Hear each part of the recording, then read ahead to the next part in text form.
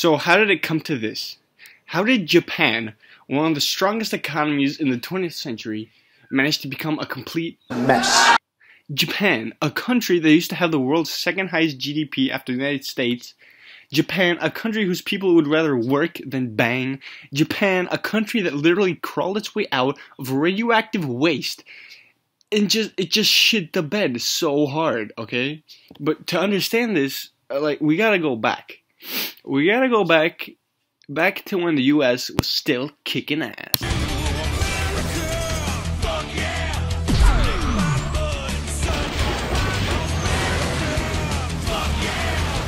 Okay, so after World War II, Japan was fucked up. Not like fucked up, but like fucked up. Like Nagasaki, Hiroshima, Tokyo, like Jesus, okay? And the US was like, okay, maybe we went a bit overkill. So they decided to grant Japan small loan of $1 million. Like they gave Japan money, food, and memes. So by the 1950s, things were going good. Japan crawled its way back to pre-war levels. And after that, it started industrializing like crazy. Okay, the Kairis, which were Japanese monopolies, took over that time. Okay, like imagine America during its industrial age, with J.D. Rockefeller, Andrew Carnegie, but without one dude, you know, Teddy the Big Stick Roosevelt. Okay, there was no Japanese teddy bear. There was no one to bust these trusts. So the Kairis, the Kairetsus, just owned every industry, and you know they still kind of do. You'll see what happens with this later. But if there was ever a year you should go to Japan, it was the 1960s. Okay, high economic growth, high industry, everyone had a job, and you had like 100% job security until you die. All right, you were stuck, like you found a job and you just did the job until you were 55, I think, and then you retired. Okay, this is where anime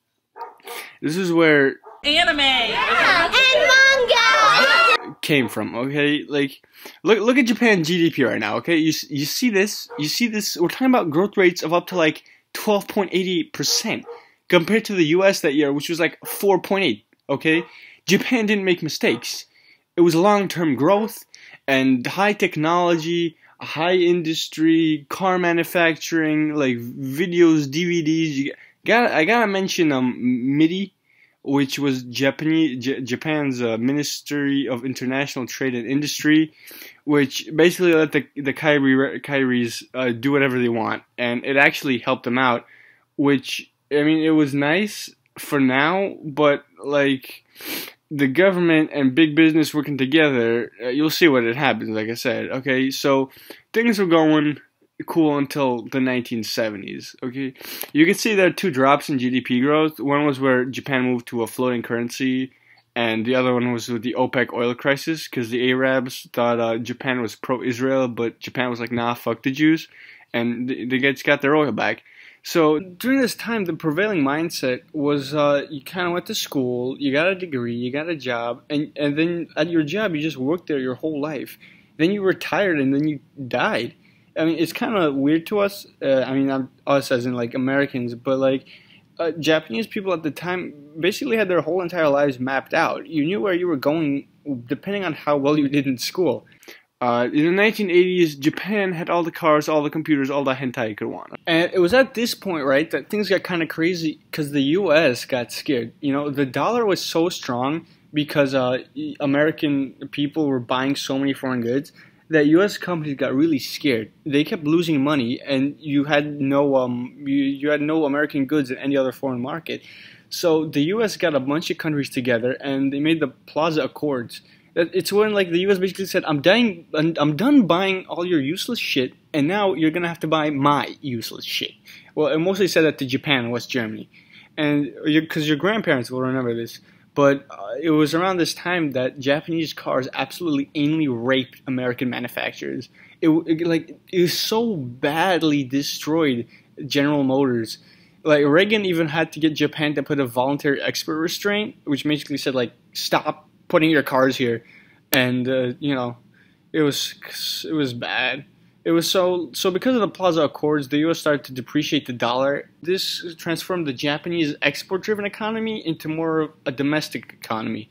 You can see right there when foreign trade went down. So in the 1980s, instead of focusing on foreigners like they did in the 60s and 70s, Japanese people just started using domestic markets. You know what I mean? Like Japanese started buying loads of shit. All right, like loads of useless shit. Okay, Side note.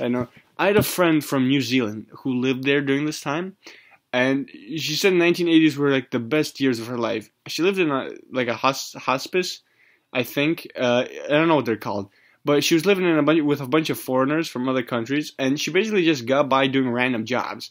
You know what I mean? She was teaching English at one point, even though she had no experience, and she could get by. You know what I mean? There was just so much money going around that she could survive, and like doing whatever she wanted, basically.